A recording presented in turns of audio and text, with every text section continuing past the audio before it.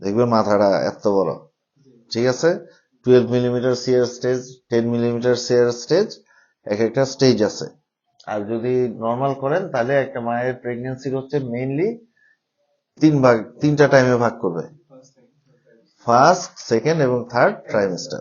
হ্যাঁ, 3 মাস করে, 3, 6, 9, এটা ভাগ করা হয়েছে এই কারণে যে এগুলার ট্রাইমেস্টারের মধ্যে এক একটা জিনিস আছে আপনি করতে পারবেন, এক একটা জিনিস আছে আপনি করতে পারবেন না।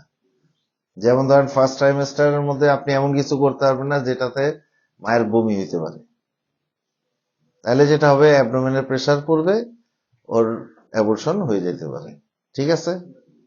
সবচেয়ে বেশি এটা হয় সেকেন্ড ট্রাইমেস্টারে, কারণ ওর পুরো আনইজি যখন 6 মাস হয়, কারণ মেয়েদের তখন সবচেয়ে মন মেজাজ খারাপ থাকবে মহিলাদের, এবং সে যে কোনো কিছুতে ইমোশনাল হইব, খুব ভালনারেবল থাকবে, ঠিক আছে। 6 থেকে 9 গিয়ে আবার তখন মোটামুটি সবকিছু নর্মালের ভিতরে থাকবে, ঠিক আছে। আচ্ছা, ক্রমবৃদ্ধি ব্যাহত হওয়ার কারণ সমূহ কি কি কারণে শিশুদের যে ডেভেলপমেন্ট গুলো আছে কিংবা মাইলস্টোন বা মাইল ফলক আছে এগুলা আটকাইতে পারে কিংবা ডিলে হইতে পারে। যেমন জন্মের পর থেকে শাল দুধ সহ মায়ের দুধ, কি সঠিক সময়ে সঠিক খাদ্য না পাওয়া, সঠিক খাদ্যাভ্যাসের অভাব, মায়ের পুষ্টির অভাব, শৈশবকালীন রোগসমূহ যেমন ডায়রিয়া জনিত রোগ, কৃমি, হাম, নিউমোনিয়া ও অন্যান্য সংক্রামক ব্যাধি টিকা দিয়ে রোগ প্রতিরোধ করা খুবই প্রয়োজনীয়। গলগণ্ড বা ঘ্যাগ রোগ আর বংশগতভাবে, ঠিক আছে, ব্যাহত হইতে পারে।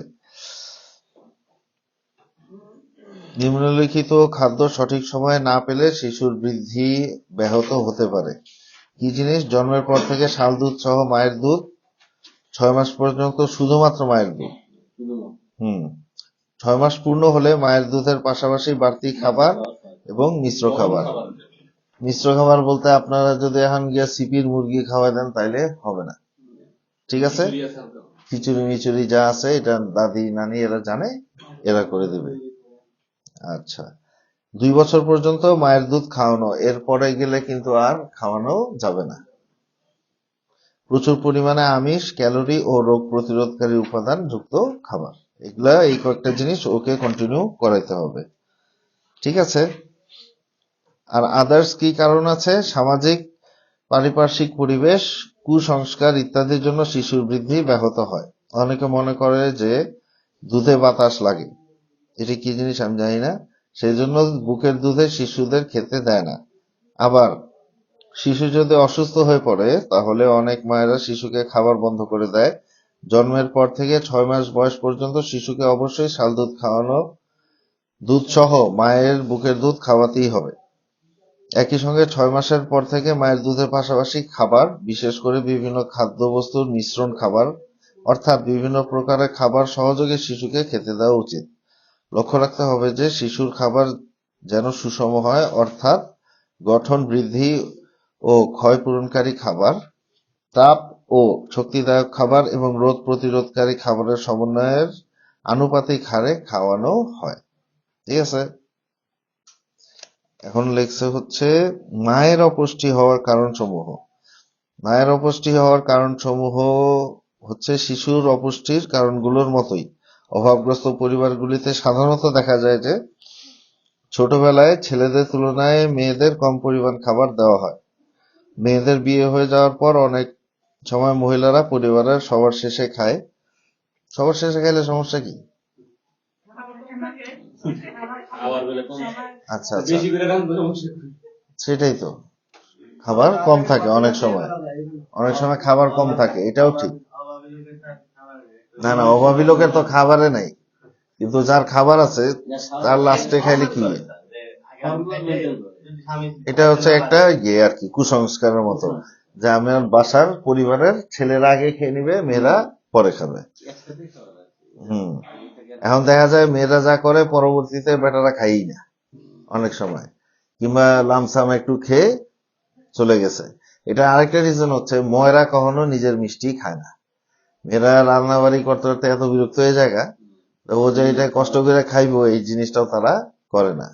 আমরা না হয় বাইরে থাকি, বাইরে থেকে এসে ঘরে ঢুকলাম, ওহ ইলিশ মাছ ভাবছে, সেই সুন্দর গন্ধ। এখন যে মহিলা ভাবছে এর তো জান শেষ, ইলিশ মাছ কাটছে, এই করছে সেই করছে, হলুদ মাখায় রান্না করতে করতে গরমে এর জান শেষ। ওর আর খাবার রুচিটা ওরকম থাকে না, কিন্তু আমরা যারা বাইরে থেকে যাই আমাদের সেই রুচিটা ভালোই থাকে। গর্ভাবস্থায় অনেক মহিলা কম খায়, কারণ তাদের একটা ভুল ধারণা যে বেশি খেলে বাচ্চা বড় হবে এবং প্রসবের সময় কষ্ট পাবে, স্বাভাবিক প্রসব ব্যাহত হবে। এটা পুরাই ভুল। অপুষ্টির মূল কারণগুলো ধৈর্য সহকারে মায়েদের এবং গ্রাম্য নেতৃবৃন্দের বুঝিয়ে দেওয়া পরিবার কল্যাণ পরিদর্শিকাদের একটি বিরাট দায়িত্ব। গ্রাম পর্যায়ে খাবারের অভাব আছে বটে, তবুও অনেক সমস্যা স্থানীয়ভাবে পুষ্টি শিক্ষার মাধ্যমে দূর করা যায়। কুসংস্কারের কারণে কিছু কিছু পুষ্টিকর খাবার গর্ভবতী মায়েদের দেওয়া হয় না। গ্রামে যদি আসলেই পুষ্টিহীন খাবার মানে পুষ্টিকর খাবারের অভাব হতো, তাহলে আমাদের দাদি নানিরা এক একজন 9টা 7টা 6টা করে পয়দা করতে পারতো না। হ্যাঁ, আমাদের দাদি নানি একটাও আসেনি যে 2টার নিচে বাচ্চা, 3টার নিচে বাচ্চা, 7টা, কারো 9টা, কারো 5টা। তো এটি বলে পুষ্টিহীন খাবার খাইছি। আমগো বউ বেটি কি করে, তাইলে এরা একটা পয়দা করে কোমরে শুই নিয়ে বয়ে থাকে, তাহলে হেরা এত পুষ্টিকর খাবার খায় কি করে? হ্যাঁ, আগেরটাই আসল ছিল। আগে এত বিষ টিষ ফরমালিন কিচ্ছু ছিল না, এবং অল্টারনেটিভ ছিল। একটা মহিলা গ্রামে হাঁটতেছে, ওর বাসায় হয়তো চাল আছে, তরকারির কিছু নাই, ক্ষেতের আইল দিয়ে হাঁটতেছে, দেখলো অমুক শাক পয়দা হয়ে রয়েছে, পালং শাক, ওগুলা তো লাগাইতে হয়। নর্মাল বতুয়া শাক অনেক আছে, হ্যাঁ ছোট ছোট, হ্যাঁ হ্যাঁ, ওইটা ওই তো, হ্যাঁ, এই যে নিয়ে বাইটা বুইটা ভাতের সঙ্গে ইয়ে করে খায় ফেলাইলো। সজনা পাতা ছিল। সো এই জিনিসটা ঠিক না যে গ্রামে অপুষ্টিকর খাবার পাওয়া যায়, গ্রামেই পুষ্টিকর খাবার পাওয়া যায়। সবই অর্গানিক গ্রামের। কিছুদিন আগে গেছিলাম, হাতিয়া গেছিলাম একবারে নোয়াখালীর একবার শেষ প্রান্তে। হ্যাঁ, ওইদিকে সব পাইকারি, সব হাইজেনিক, ওইদিকে সব ভালো খাবার আর কি। ঠিকই আছে। আচ্ছা, খাদ্য ও পুষ্টি। আচ্ছা, এটা কি আগে পড়েছিলাম, খাদ্য ও পুষ্টি?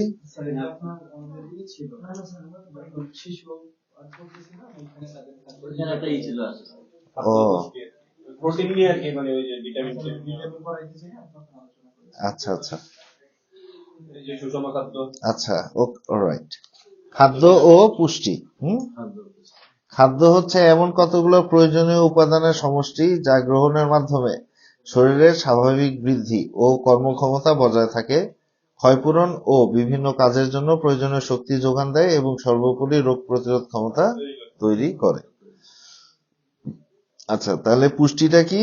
পুষ্টি হচ্ছে এমন একটি প্রক্রিয়া যার মাধ্যমে গ্রহণ করা খাদ্য শোষিত হয়ে শরীরে তাপ ও শক্তি উৎপন্ন করে, শরীরের বৃদ্ধি সাধন করে, শরীরের রোগ প্রতিরোধ ক্ষমতা সৃষ্টি করে। তাহলে খাদ্যের মেইন কাজ কি কি? 4টা। শরীরে তাপ ও শক্তি উৎপাদন করবে, শরীরের বৃদ্ধি সাধন করবে, শরীরের রোগ প্রতিরোধ ক্ষমতা সৃষ্টি করবে। এখন খাবার তো অনেক পদেরই খাবার আছে, ঠিক আছে? কতগুলো আছে পুষ্টিকর, কতগুলো আছে নরমাল, কতগুলো আছে অপুষ্টিকর, ঠিক আছে? নরমাল খাদ্য একটা, আমরা নরমালি খাই, ভাত মাত বাসায় যদি রান্ধে, ডাইল ডুইল যা আছে। হ্যাঁ, পুষ্টিকর খাদ্য হচ্ছে যেটা ব্যালেন্স। আমি জানি আমার এত 3200 ক্যালোরি লাগবো, তাহলে 100 গ্রাম ভাত খাইতে হবে, 50 গ্রাম ডাইল খাইতে হবে, 30 গ্রাম প্রোটিন খাইতে হবে, আর মিনারেলস তো লবণ টবণ দেওয়াই থাকে। আচ্ছা, আর অপুষ্টিকর খাদ্য হচ্ছে বার্গার, কেএফসি, রাস্তার পাশে হোক আর কেএফসি এসিতে বসে খান, এই জিনিসটা অপুষ্টিকর। যদিও ওইটার টেস্ট সবচেয়ে ভালো, কালকেও আমি খাইছি এক গাদা, ঠিক আছে? আমি খাইছি লোভে পড়ে, বুঝছেন? রিসেন্ট যেটা হয়েছে, আমার ওজন হয়ে গেছে গা, আমি মাপছি কয়েকদিন আগে, দেখি যে 4 কেজি কম 2.5 মণ, ঠিক আছে? ওইটা হওয়ার পরে আমি আমার নাজমুল স্যারের বলছি যে তুই তো হেভি ফিট, কি কারণ? এখন আপনাদের নাজমুল স্যার খাইও লাভ হয় না, এই ছোটবেলাতে আমরা স্কুল লাইফের ফ্রেন্ড।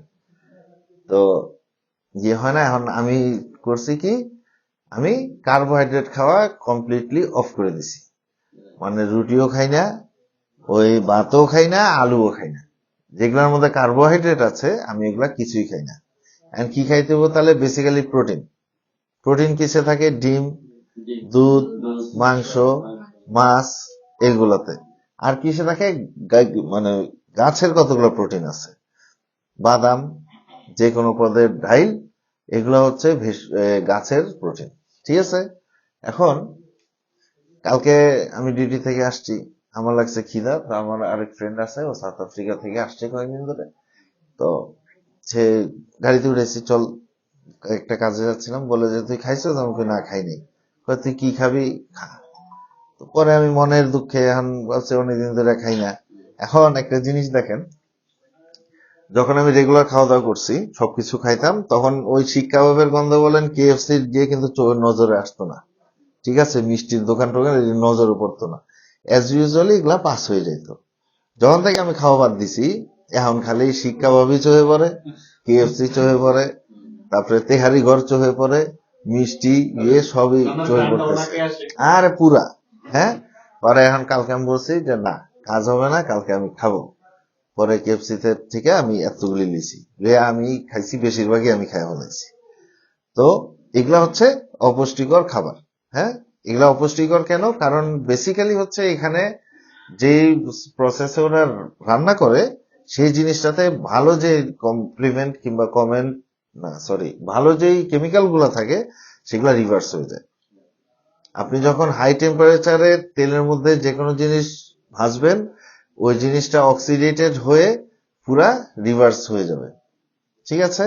এবং ওইসব খাদ্য খাইলে আপনার বেসিক্যালি ক্যান্সার হওয়ার চান্স বেশি থাকে। ঠিক আছে। সো এখনকার খাবারের মধ্যে অপুষ্টিকর খাবারগুলো হচ্ছে সবচেয়ে টেস্টি। আরেকটা কি অখাদ্য, সেটা হচ্ছে স্প্যাগেটি, মানে নুডলস।